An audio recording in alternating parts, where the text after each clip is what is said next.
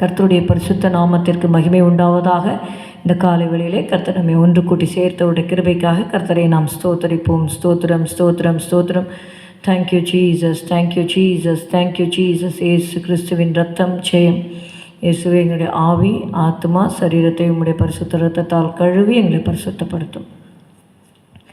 தேவனை உயர்த்தி துதியுங்கள், அவர் நாமத்தை போற்றிய தேவனை உயர்த்தி துதியுங்கள். தேவனின் செயல் அதிசயம் என்று அதிசயம் என்று சொல்லி, தேவனின் செயல் அதிசயம் என்று அதிசயம் என்று சொல்லி, தேவனை உயர்த்தி துதியுங்கள். கொடியவரின் சீரல் கடுமையாய் வரி நம்பிட பலனும் ஏழை கடை நலமுமானார். கொடியவரின் சீரல் கடுமையாய் வரி நம்பிட பலனும் ஏழை கடை கலமுமானார். படும் பலவந்தரான வரமென்று மர வரமென்றுமே, படும் பலவந்தரான வரமென்று மர வரமென்றுமே. தேவனை உயர்த்தி துதியுங்கள், அவர் நாமத்தை போற்றிய தேவனை உயர்த்தி துதியுங்கள். இவரே நம் தேவன், இவர் நம்மை ரட்சித்தார், இவரின் ரட்சிப்பினால் களி துதிடுவோம். இவரே நம் தேவன், இவர் நம்மை ரட்சித்தார், இவரின் ரட்சிப்பினால் களி துதிடுவோம். இவர் பகைவானை வென்று கீழ்ப்படுத்தி வென்று கீழ்ப்படுத்தினார். இவர் பகைவானை வென்று கீழ்ப்படுத்தி வென்று கீழ்ப்படுத்தினார். தேவனை உயர்த்தி துதியுங்கள், அவர் நாமத்தை போற்றிய தேவனை உயர்த்தி துதியுங்கள். கர்த்தரையே நம்பி சத்தியம் கை கொண்ட உத்தம ஜாதியை நம்பி பிரவேசியுங்கள். கர்த்தரையே நம்பி சத்தியம் கை கொண்ட உத்தம ஜாதியை நம்பி பிரவேசியுங்கள். பக்தருக்கென்று பலத்த நகரம் பலத்த நகரம் உண்டு, பக்தருக்கென்று பலத்த நகரம் பலத்த நகரம் உண்டு. தேவனை உயர்த்தி துதியுங்கள், அவர் நாமத்தை போற்றிய தேவனை உயர்த்தி துதியுங்கள். மறைவிடமும் உண்டு மன்னரின் ஜன்னத்திற்கே குறை விசாரிக்கும் கோபத்தின் நாளிலே. மறைவிடமும் உண்டு மன்னரின் ஜன்னத்திற்கே குறை விசாரிக்கும் கோபத்தின் நாளிலே. அறைக்குள் மறைந்து ஆனந்திக்கும் சாவை ஆனந்திக்கும் சாவையே, அறைக்குள் மறைந்து ஆனந்திக்கும் சாவை ஆனந்திக்கும் சாவையே. தேவனை உயர்த்தி துதியுங்கள், அவர் நாமத்தை போற்றிய தேவனை உயர்த்தி துதியுங்கள். சிறந்த விருந்தொன்று சீயோன் மலையின் மீது அருந்த யாவருக்கும் ஆயத்தமாக்குவார். சிறந்த விருந்தொன்று சீயோன் மலையின் மீது அருந்த யாவருக்கும் ஆயத்தமாக்குவார். நிந்தையை நீக்கி கண்ணீரை துடைத்து கண்ணீரை துடைத்திடுவார். நிந்தையை நீக்கி கண்ணீரை துடைத்து துடைத்திடுவார். தேவனை உயர்த்தி துதியுங்கள், அவர் நாமத்தை போற்றிய தேவனை உயர்த்தி துதியுங்கள். தேவனின் செயல் அதிசயம் என்று சொல்லி, தேவனின் செயல் அதிசயம் என்று சொல்லி, தேவனை உயர்த்தி துதியுங்கள். 2 தெசலோனிக்கேயர் 1 அதிகாரம் 12 வசனம். The epistle to Thessalonians chapter 1 and verse 2 Thessalonians chapter 1 and verse 12. நம்முடைய தேவன் உங்களை தமது அழைப்புக்கு பாத்திரராக்கவும் தமது தயையுள்ள சித்தம் முழுவதையும் விசுவாசத்தின் கிரியையையும் பலமாய் உங்களிடத்தில் நிறைவேற்றவும் வேண்டுமென்று எப்பொழுதும் உங்களுக்காக வேண்டிக் கொள்ளுகிறோம். மறுபடியும் வாசிக்கிறேன். நம்முடைய தேவன் உங்களை தமது அழைப்புக்கு பாத்திரராக்கவும் தமது தயையுள்ள சித்தம் முழுவதையும் விசுவாசத்தின் கிரியையையும் பலமாய் உங்களிடத்தில் நிறைவேற்றவும் வேண்டுமென்று எப்பொழுதும் உங்களுக்காக வேண்டிக் கொள்ளுகிறோம். Wherefore also we pray always for you, that our God would count you worthy of this calling, and fulfill all the good pleasure of His goodness and the work of faith with power. ஆமென். இங்கே நம்ம பார்க்கிறோம், சில குறிப்புகளுக்கு சொல்லப்படும் பொழுது எப்பொழுதும், நான் அப்போஸ்தலனாகிய பவுல் அவருடைய நிருபங்களிலே நாம் வாசிக்கும் பொழுது, நாங்கள் இடைவிடாமல் உங்களுடைய கண்ணீரை நான் ஞாபகம் பண்ணி உங்களுக்காக நான் ஸ்தோத்திரம் செலுத்துகிறேன், உங்களுக்காக எப்பொழுதும் நான் வேண்டிக் கொள்ளுகிறேன், இந்த எப்பொழுதும் ஆல்வேஸ் ப்ரேயிங் ஃபார் யூ என்று சொல்லி எப்பொழுதும் ஜெபிக்கிற சில காரியங்களை நம்ம வேதத்தில் வாசிக்கிறோம். அதுபோல் இந்த வசனத்திலே நம்ம பார்க்குறோம், எப்பொழுதும் வேண்டிக் கொள்ளுகிற ஒரு காரியம் என்னவென்றால், நம்முடைய தேவன் உங்களை தமது அழைப்புக்கு பாத்திரராக்கவும்.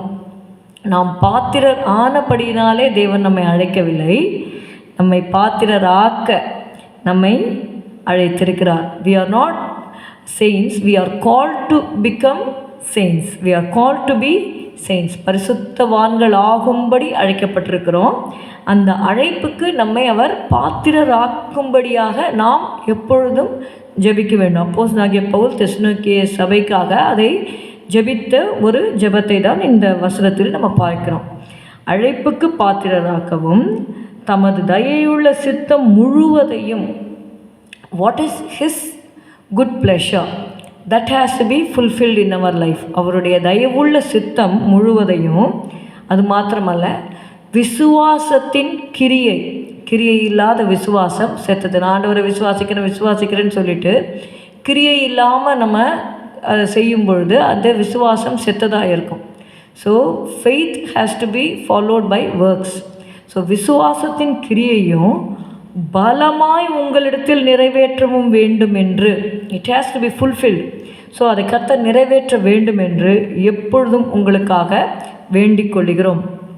அதற்கு முந்தின சில வசனங்களை நீங்கள் பார்த்தீங்கன்னா 7 நான் வாசிக்கிறேன். தேவனை அறியாதவர்களுக்கும் நம்முடைய கர்த்தராகிய இயேசு கிறிஸ்துவின் சுவிசேஷத்திற்கு கீழ்ப்படியாதவர்களுக்கும் நீதியுள்ள ஆக்கினையை செலுத்தும்படிக்கு. நம்ம ஏன் அந்த அழைப்புக்கு பாத்திரராக இருக்கணும் அப்படின்னு நீங்கள் பார்த்தீங்கன்னா, நம்ம அழைப்புக்கு பாத்திரராக இருந்து அந்த விசுவாசத்தின் கிரிய பலமாக நம்மளில் நிறைவேறணும், அவருடைய சித்தம் நிறைவேறணும். இப்படி இல்லாமல் வேறு ஒரு கூட்டத்தாரையும் மேலே இருக்கிற வசனங்களை நம்ம பார்க்குறோம். அந்த அவங்களுக்கு God is going to give them punishment. So if we should not go through that punishment, but we should be rewarded for our righteousness. அதற்காக நம்ம அந்த அழைப்புக்கு பாத்திரவான்களாக நம்ம நடக்கணும்னு அவர் எதற்காக ஜெபிக்கிறார்னா, அதற்கு முந்தின வசனங்களில் சொல்லப்பட்டிருக்கிறது. தேவனை அறியாதவர்களுக்கும் நம்முடைய கர்த்தராகிய இயேசு கிறிஸ்துவின் சுவிசேஷத்திற்கு கீழ்ப்படியாதவர்களுக்கும், they never obeyed the gospel, they never obeyed the good news of Jesus Christ. So அவங்களுக்கு நீதியுள்ள ஆக்கினை செலுத்தும்படிக்கு கர்த்தராகிய இயேசு தமது வல்லமையின் தூதரோடும் ஜுவாலித்து எரிகிற அக்கினியோடும் வானத்திலிருந்து வெளிப்படும் போது அப்படி ஆகும். அநேகர் துன்மார்க்கமான ஜீவியத்திலே தொடர்ந்து இருப்பதற்கு காரணம் அவங்களுக்கு தண்டனை உடனே வர்றதில்லை. வை தே ப்ரொலாங் இன் தர் இனிக்விட்டி, ஏன் அவங்களுடைய அக்கிரமத்திலையும் பாவத்திலையும் துணிந்து நடக்கிறாங்க அப்படின்னா, immediately they are not punished. Sometimes the punishment is reserved. அதனால் அநேகர் கேட்கலாம், ஏன் இன்னும் இது பண்ணல. ஈவன் நீங்கள் பரிசுத்தவான்கள்லாம் இரத்த சாட்சிகள்லாம் கேட்பாங்க, நாங்கள் எது வரைக்கும் எங்களுடைய இரத்தத்திற்கு நீர் பழி வாங்காமல் இருப்பீர்னு கேட்கும் பொழுது ஆண்டவர் சொல்லுவார், கொஞ்சம் காலம் வெயிட் பண்ணுங்கள், அந்த பரிசுத்தவானுடைய தொகை முடிஞ்ச அப்புறமா பனிஷ்மெண்ட் வானத்திலிருந்து கொட்டப்படும் அப்படின்னு சொல்லி அதை பார்க்குறோம். 9வது வசனத்தில், அந்நாளிலே தம்முடைய பரிசுத்தவான்களில் மகிமைப்படத்தக்கவராயும். அப்போது ஒரு பக்கத்தில் ஆக்கினை தீர்ப்பு கொடுக்கிறார், இன்னொரு பக்கத்தில் தம்முடைய பரிசுத்தவானிடத்தில் மகிமைப்படத்தக்கவராக அவர் வரப்போகிறார். அப்போ அப்படிப்பட்ட ஆண்டவர் நம்மளை மகிமைப்பட வேண்டுமானால் நம்ம எப்படி பாத்திராக நடக்கணும் என்பது தான் அந்த 12வது வசனத்தில் நம்ம வாசிக்கிறோம். அந்நாளிலே தம்முடைய பரிசுத்தவான்களில் மகிமைப்படத்தக்கவராயும் நீங்கள் எங்களுடைய சாட்சியை விசுவாசித்தபடினாலே. அங்கே பார்க்குறோம், முந்தின வசனங்களில் அவங்க சுவிசேஷத்துக்கு கீழ்ப்படியலை. ஆனால் இந்த கூட்டத்தார் எப்படிப்பட்டவர்கள் அப்படின்னா, அவங்க நீங்கள் எங்களுடைய சாட்சியை விசுவாசித்தபடியினாலே உங்களிடத்திலும் விசுவாசிக்கிறவர்கள் எல்லாரிடத்திலும் ஆச்சரியப்படத்தக்கவராயும். ஒரு கூட்டத்தில் ஆக்கினியை செலுத்தும்படி வருகிறார், ஒரு கூட்டத்தாரிடத்தில் ஆச்சரியப்படத்தக்கவராக அவர் வரும்போது அவர்கள் கர்த்தருடைய சன்னிதானத்தில் இருந்தும் அவருடைய வல்லமை பொருந்திய மகிமையிலிருந்தும் நீங்களாகி நித்திய அழிவாக தண்டனையை அடைவார்கள். இது துன்மார்க்க சொல்லப்பட்டிருக்கு. அவங்க எப்படி போகிறாங்கன்னா, நித்திய அழிவாகிய தண்டனையை அடைவார்கள். இந்த நாட்களில் நம்ம அநேகருக்கு இயேசுவை ஏற்றுக்கொள்ளுங்க, இயேசு உங்களுடைய பாவங்களுக்காக மரித்தார், இயேசு தம்முடைய ரத்தத்தை உங்களுக்காக சிந்தினான்னு சொல்லும் பொழுது அதை ரொம்ப ஈஸியாக எடுத்து அதை கேஷுவலாக எடுத்துக்கொண்டு அவங்க they are not worried about their holy life on this earth. ஒரே ஒரு வாழ்க்கை தான் இந்த உலகத்தில் வாழ போகிறாங்க. அதையும் கடவுள் தெய்வ பயம் இல்லாமல் இஷ்டத்துக்கு பாவம் செய்து மனசாட்சிக்கு விரோதமாக அவர்கள் வாழ்கிறார்கள். அவங்க மனசாட்சியே அவங்களுக்கு சொல்லும் அவங்க பண்ணுறது தப்பு. See, nobody needs to convict a person that they are sinners. Their own conscience will say, you are doing wrong. அப்படிப்பட்ட துன்மார்க்கமான ஜீவியம் செய்கிறவர்களுக்கு சமாதானம் இருக்காது. வேதம் சொல்லுகிறது, துன்மார்க்கனுக்கு சமாதானம் இல்லை. There is no peace, saith the Lord, unto the wicked. அப்படிப்பட்டவர்களுக்கு, துன்மார்க்கமாக இருக்கிறவங்களுக்கு ஆண்டவர் இலவசமாக தாம் சிலுவையிலே பட்ட பாடுகளால் மன்னிப்பை கொடுக்கிறார். இதுதான் சுவிசேஷம். சுவிசேஷம் என்பது என்னது? நமக்கு வர வேண்டிய ஆக்கினையை இயேசு சிலுவையில் எடுத்துக்கொண்டார். இதை விசுவாசிக்காதவர்களுக்கு நீதியுள்ள தீர்ப்பு கொடுக்கும்படியாக இயேசு வரப்போகிறார். அந்த ஆக்கினையில் நம்ம பங்கடையாதபடிக்கு நம்ம கர்த்தருடைய மகிமையில் தேவன் நம்மில் மகிமைப்படத்தக்கவராக வரப்போகிறபடினாலே நாம் எப்படிப்பட்டவர்களாக இருக்க வேண்டும்? அதனால்தான் 11வது வசனம், ஆகையால். எதனால்? அவங்களாம் நித்திய அழிவாகிய தண்டனையை அடைய போகிறாங்க. நமக்கு அந்த தண்டனை வரக்கூடாது அப்படின்னா, ஆகையால் நம்முடைய தேவனும் கர்த்தராகிய இயேசு கிறிஸ்துவும் அளிக்கும் கிருபையின்படியே நம்முடைய கர்த்தராகிய இயேசு கிறிஸ்துவின் நாமம் உங்களிடத்திலும் நீங்கள் அவரிடத்திலும் மகிமைப்படும் பொருட்டாக, அவருடைய நாமம் நம்மள மகிமைப்பட வேண்டும், நாம் அவரிடத்தில் மகிமைப்படும் பொருட்டாக நம்முடைய தேவன் உங்களை தமது அழைப்புக்கு பாத்திரராக்கும். we have to walk worthy of our calling. நம்ம பரிசுத்த அழைப்பினால தேவன் அழைத்திருக்கிறார். அந்த அழைப்புக்கு ஏற்று நம்ம நடக்கணும்.